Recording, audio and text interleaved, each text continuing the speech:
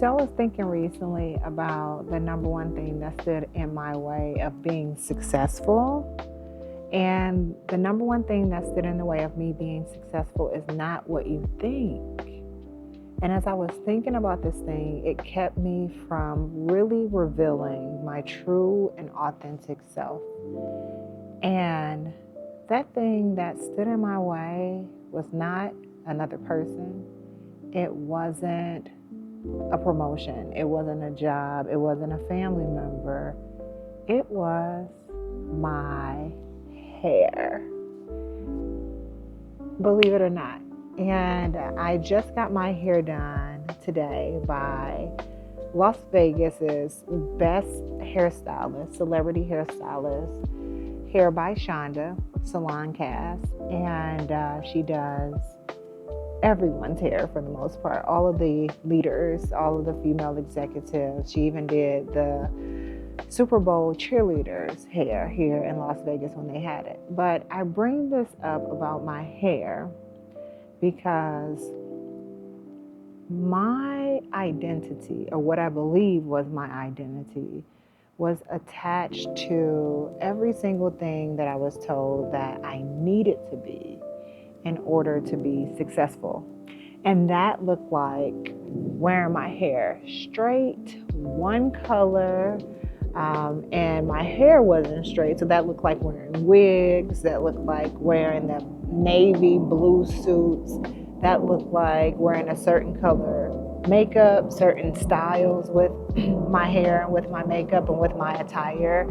And what everybody else thought, what was deemed professional, is what I found myself embodying. And if we're being honest, it was not me. It wasn't me at all. But for a really long time, I hid my hair. And right now you all see it shortcut. It wasn't always shortcut. I had natural hair. And what natural hair looked like, I was a 4C girl. So that meant that my hair was afro texture, a bit kinky coily, and I wore it in a big puff. And I'll enter a picture here so you can see what my hair looked like while it was natural before I decided to go short. But it actually makes me think about this time, and I want to go all the way back to 2008. I think it was 2008 or 2009.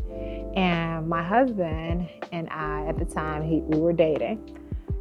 I remember meeting him, and I was wearing these wigs, and I mean, my wigs were fabulous. You hear me? Long, good quality hair, and I have nothing against wigs, but they were really good quality hair. And I remember going through this transition where I wanted to go natural. I was taking care of my natural hair. And you know that phase when you meet someone, it's like you get around this person and you're not eating your whole meal, you're taking small bites. You're not really, breaking wind or passing gas or anything around them, like it's not a natural thing to do. And you just not really being yourself. But we had got to this point where we were really good friends. I mean, he was like a really good friend, like my homie. I was his homie, he was my homie. And I remember there was a moment where I was preparing myself to show my hair. And I mean, it, like, when I think back to it, it was so dramatized. And what I mean by dramatized was I was all in my head, like, what if he doesn't like me? Or what if he looks at me a certain way? And it was so like me focused on my feelings versus really leaning into the truth, right? The truth was he's been down with me for a really long time. He loves me for who I am, not for what's on my head. But I got in my head real strong. And I remember, like, when I finally revealed my hair to him, I said, I have something I have to tell you. And he was like, what is that? And I'm like, I want to show you my hair. And he's like, okay. And I'm like, looking around like, okay, what is going to happen here? And I remember showing him my hair and like holding my breath, like literally holding my breath, bracing myself for what he was going to say. And he literally just hugged me and rubbed my head. And I was just like, wow, I did all of that for this moment.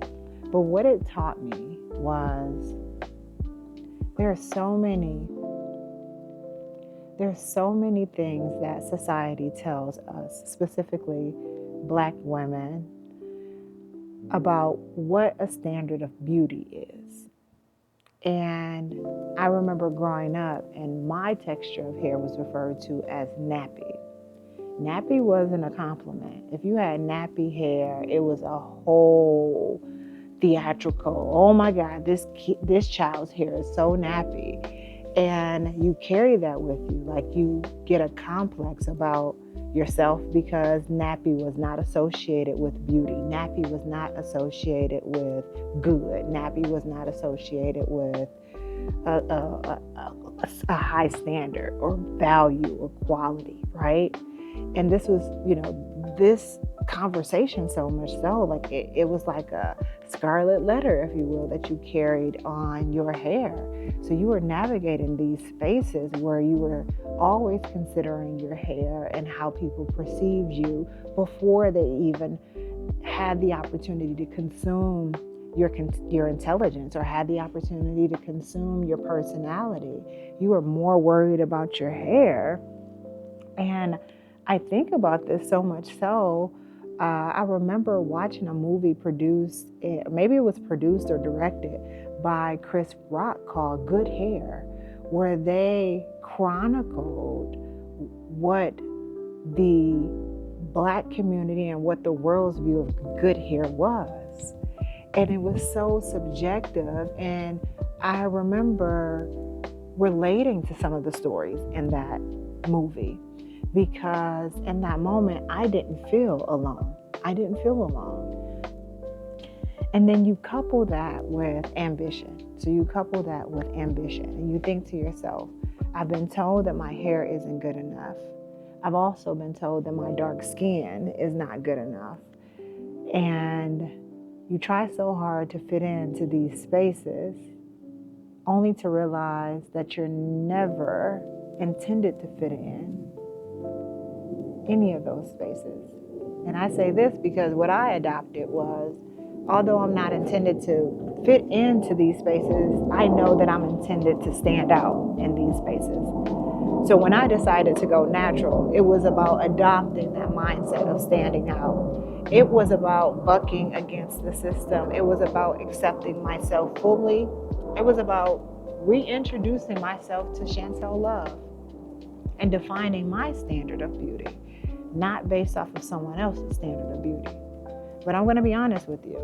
Even in that moment when I decided to show my husband my hair and embrace my natural hair, I embraced my natural hair in safe spaces, around friends, around family members, and not necessarily in the corporate space. So I continued this, exercise or activity of hiding my hair. It wasn't until I relocated to Henderson, right outside of Las Vegas, and I found my hairstylist. And I remember going to her hair salon, before I even went to her hair salon, I watched all of her YouTube videos. But I went to her hair salon because I was dealing with traction alopecia.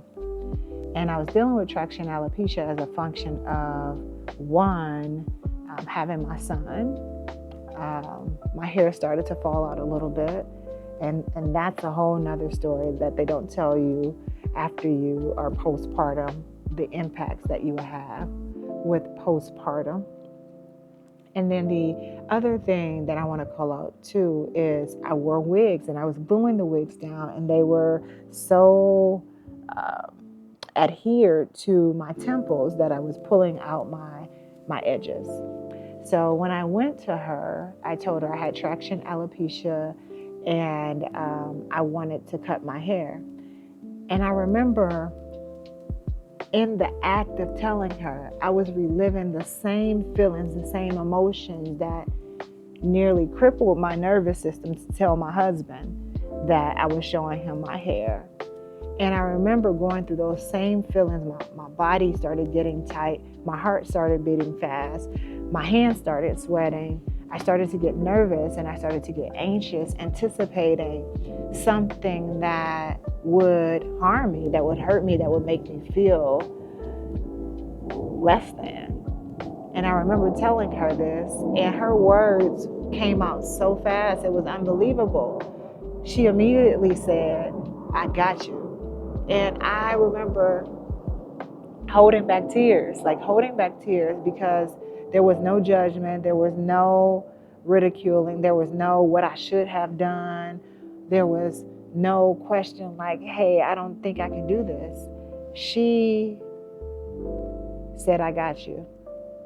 And she had me. And she revealed a version of me that I didn't necessarily know that I could unlock. And it felt so good. It felt so freeing. I remember coming home with blonde hair, shortcut haircut, and I felt so free. Like I felt like I was finally me. And I remember even the days leading up to that, I still was questioning, what are people at work gonna think? You know, I'm the only Black woman in my division, specifically who's an executive. So I'm coming in here with a different hairstyle, blonde hair. What are they gonna think? And then as quick as that thought came in, I decided to push it out because I'm not sitting here thinking about the man who shaved off his mustache or the one who went bald or who decided to change his hair color that wasn't natural. Like, why am I so concerned about what someone else thinks? Let me worry about what I think. And I focus on that. I focus on what I thought. I focused on what I needed. I focused on how I felt. And honestly, that was a big part of my healing journey, my authenticity journey, because there were so many forms that I was in where Black women felt like they needed to hide who they were. They felt like they needed to put wigs on or do their hair a certain way to be accepted. And what I love about being in this space right now in 2025, there are so many Black women who are role models for younger girls who are CEOs, who've started their own companies, or leaders, or just the pillars of women who embrace their beauty fully. And I see women wearing locks. I see women wearing twist outs. I see women with short haircuts, with fades, and they're just gorgeous. They're gorgeous because they choose how they show up. They choose how they present themselves. And as a consequence of them choosing them, you just see that confidence radiating. So I share this because there may be someone on the other side of this video who's thinking that they need to fit into a certain box, a box that wasn't made for them. Maybe you're on the other side of that video and you're thinking to yourself, it's time for me to reveal who I truly am. I'm ready for the big chop. I'm ready to go natural. I'm ready to relax my hair. I'm ready to do something different and show up the way that I want to show up.